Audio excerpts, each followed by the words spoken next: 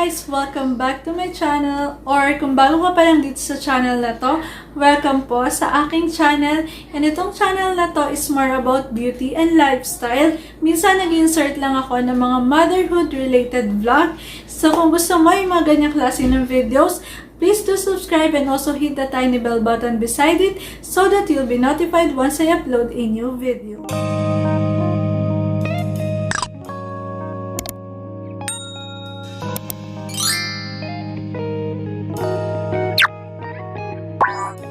Today's vlog, we will be having another product review and a comparison na rin as well. Ito na nga yung dalawang i-compare natin.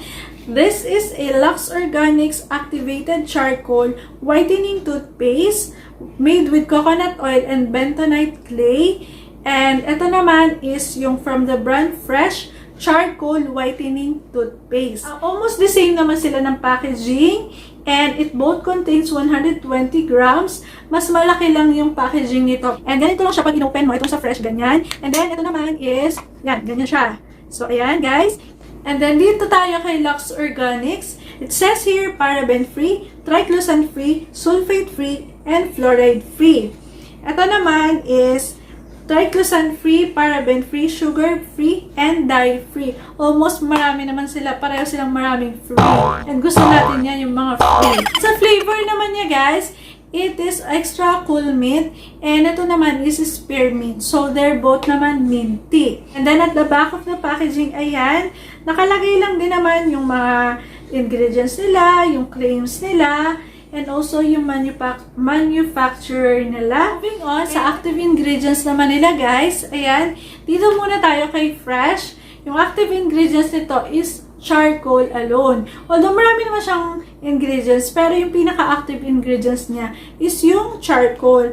Unlike dito kay Lux Organics, tatlo yung pinaka-active ingredients niya. Aside from activated charcoal, meron pa nga siyang coconut oil and bentonite clay. Guys, may notes ako para marami naman akong may share na knowledge sa inyo. Disclaimer lang din, I am no expert of beauty, skincare, or oral care. Itong sinashare ko sa inyo is based on knowledge ko and sa experience ko lang din. Going back to the active ingredients, so sa activated charcoal nga, minamagnet niya or ina-attract niya yung mga stain sa mouth natin, especially sa teeth natin, sa tongue, ganyan. And also, minamagnet niya or ina-attract niya yung mga virus, bacteria, which is kailangan natin yan.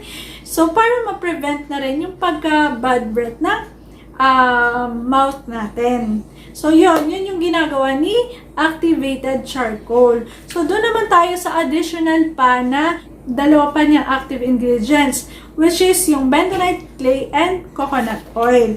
Si bentonite clay, marami siyang nagagawa sa teeth natin at the same time sa mouth natin as a toothpaste. It detoxifies, alkalize, and purify our mouth. Nalelesen niya or ina-absorb din niya para siyang si activated charcoal. Ina-absorb niya or ina-attract niya yung mga toxins sa mouth natin para ma-prevent yung mga plaque formation or yung mga para ma-prevent yung tooth decay at the same time yung bad breath din. So, tinutulungan niya pa ni bentonite clay si activated charcoal na magawa yon. And then also, ang maganda kay bentonite clay, guys, and dito sa pag-review nga ng mga products din, i-share ko lang din sa inyo, is natututo din ako, guys. Kasi syempre, before ko i-share sa inyo, sinesearch ko rin siya.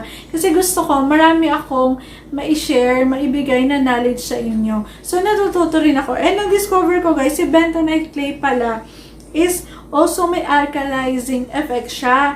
Which is, diba, marami sa kinakain natin is acidic. Especially yung mga drinks, yung mga carbonated drinks, sugar drinks. Mataas yung acid level nila. Pag medyo increase yung acidity ng mouth natin, is mas nag-increase din yung sensitivity ng teeth natin sa hot or cold. Kaya, diba, parang ang bilis natin mangilo. Kasi nag-increase daw pala yung acidity ng mouth natin. And itong si bentonite clay, dinidecrease niya yung acidity ng mouth natin.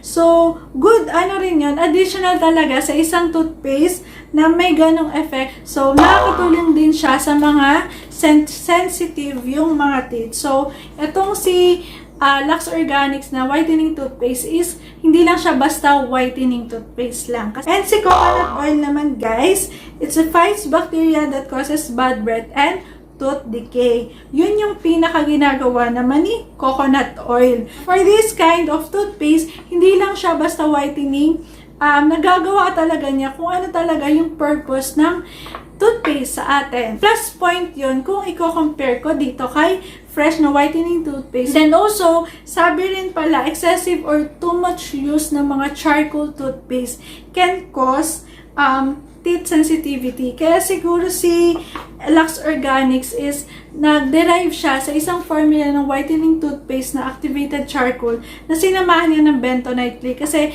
binabalance out niya yung pH ng skin natin kasi alkalized siya. And after using naman these two products, eto, nagamit ko na to kasi nga, second tube ko na to. So, more than a month ko na to nagamit. And then, ito naman is, 1 month, mga 3 weeks siguro ko na to nagagamit. And I can say, for a lightening or whitening toothpaste, they're both effective. Although, hindi naman talaga napaputi yung teeth ko kasi ba't ba naninilaw or nag-stain yung teeth natin or nagdi-discoloration yung teeth natin is because na rin sa mga kinakain natin or pwedeng sa hygiene din. And also, pwede rin sa genetically, ganun talaga yung teeth natin. And sa case ko, personally, because of the coffee ako, kasi madalas talaga akong mag-coffee, parang 2 to 3 times a day ako mag-coffee, and hindi talaga mawa-whiten talaga totally yung teeth ko. Kahit ano sigurong gamitin kong whitening toothpaste, kasi nga tuloy-tuloy pa rin ako nagko-coffee. Ang good thing lang sa whitening toothpaste na to, is hindi na niya napapalala yung paninilaw ng pagiging yellowish ng teeth ko nung nag-start akong gumamit ng mga activated charcoal whitening toothpaste. So, ito, they're both effective, guys, ha. Yun lang, kung sa taste lang at maselan ka sa taste, mas preferred ko to, mas minty to. Ito, guys, minty rin naman tong si Lux Organics. Kaya lang, may minty na medyo mapakla, parang ganun. Or kung sensitive ka sa taste, you can go with this one. And na-observe ko rin din siguro because of the two other ingredients is dito sa dalawang to, mas fresh lang yung breath ko dito pagkagising ko sa umaga as compared dito. Pero as a whitening toothpaste, they're both effective. And sa taste, mas preferred ko to as compared dito. But kung papipiliin ako sa kanilang dalawa, I'd rather choose this one because of the additional two active ingredient, which is yung coconut oil and bentonite clay. I hope na nakatulong itong video na to sa inyo. And if you find it helpful, please give it a thumbs up. And I hope to see you on my next one, guys. Bye!